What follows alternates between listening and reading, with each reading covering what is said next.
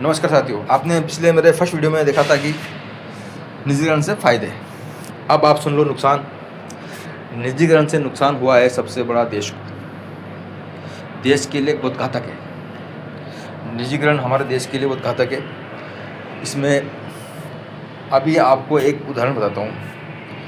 हमारे विद्युत के राजस्थान विद्युत निगम के अंदर कितने ही कॉन्ट्रैक्ट लेबर मर रही है, करंट से चिपक के मर रहे हैं। क्यों? क्योंकि उनका कोई धनी धोरी नहीं है। हम इस शिकायत लेकर एक बार ऊर्जा सचिव महोदय जी से मिले और एक हमारे वर्तमान में भी आरती डोगरा जी हैं, इनसे भी मिले। हमको मालूम है आरती डोगरा जी ने क्या कहा, हमें इनसे कोई मतलब नहीं, ये मरे या कोरे इसका ठेकेदार जाने। अब बताइए किसको नुकसान हुआ? मजदूर का नुकसान हुआ प्राइवेटाइजेशन से, ये ठेका प्रथा से। प्राइवेटाइजेशन ठेका प्रथा एक ही चीज़ है। इस प्राइवेटाइजेशन निजीकरण से नुकसान हुआ मजदूर को। मजदूर मर रहा है, सरकारों को मतलब नहीं। मजदूर क्या हो रहा है, सरकारों को मतलब नहीं। मजदूर को पैसा पूरा मिल रहा है, वो सरकारों को मतलब नहीं। CL PL TL जो भी है वो मिल रहा है। कुछ लेबर लॉ से सरकारों को मतलब नहीं। सरकार ने कानून बना के दे दिया, ये तुम पालन करो, नहीं करो तो भाड़ में जाओ। मतलब सरकार को उनसे कोई मतलब नहीं। अपना मोटी रकम ली और बोले हम विकास करेंगे या क्या कुछ जो करेंगे वो करें। ये उनकी मंशा चल रही है। लेकिन मरण किसका हो रहा है? कॉन्ट्रैक्ट लेबर का मर रहा है।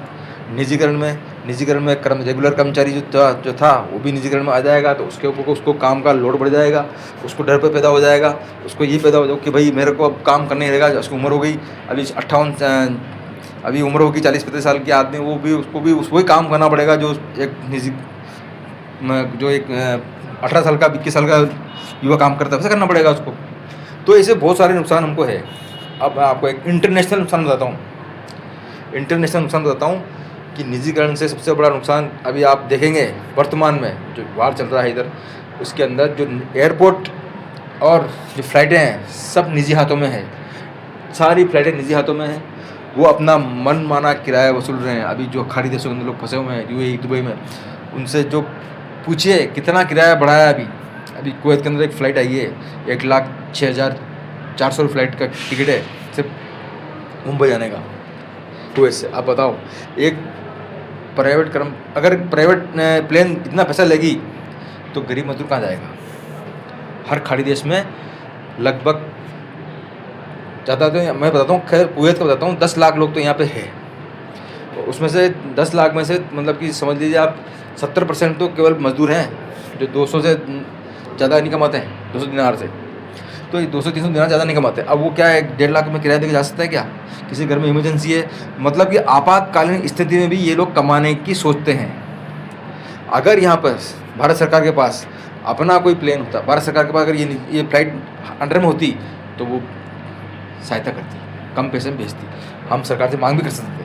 लेकिन निजीकरण हो गया, ये इनकी मनमानी करेंगे, ये कुछ नहीं सुनेंगे, किसी की नहीं सुनेंगे, क्योंकि इनको एजेंडा मिल गया है। बोले आपको नहीं रखना था मुझे मेरा पैसा, तो मैं अलग हट जाता हूँ। तो सरकार लॉस। तो निजीकरण का नुकसान सबसे बड़ा ये हो रहा है कि ये लोग सुनेंगे नहीं किसी की। आपातकालीन स्थिति में भी देश के साथ में खड़े होने वाले नहीं है और नहीं आगे होंगे। देश अगर डूब रहा होगा तो भी निजीकरण वाले साथ में कभी नहीं आएंगे। ये निजीकरण का बहुत नुकसान है। हमें निजीकरण का विरोध करना चाहिए। हाँ, मैं रेगुलर कर्मचारियों से इस वीडियो के माध्यम से एक संदेश पहुँचाना चाहता हूँ कि यदि आप हमारी मांगों को भी लेकर साथ चलोगे तो हम भी आपके साथ चलेंगे, नहीं तो हम अलग अलग लड़ते रहेंगे। तो सरकार निजीकरण कर देगी तो उसका कुछ नहीं हो सकता। इसलिए आप कॉन्ट्रैक्ट लेबर को भी साथ लेकर चलो कि ये देखिए, ये जो लेबर है इनका शोषण हो रहा है, आप निजीकरण कर रहे हो तो इस तरह शोषण हमारा भी होगा, हम नहीं सहेंगे। इसलिए आप निजीकरण बंद करो, हम आपके साथ में आएंगे, हमारा संगठन पूरा आपके साथ में आएगा अगर आप हमारे साथ दोगे तो। जय हिंद, जय भारत।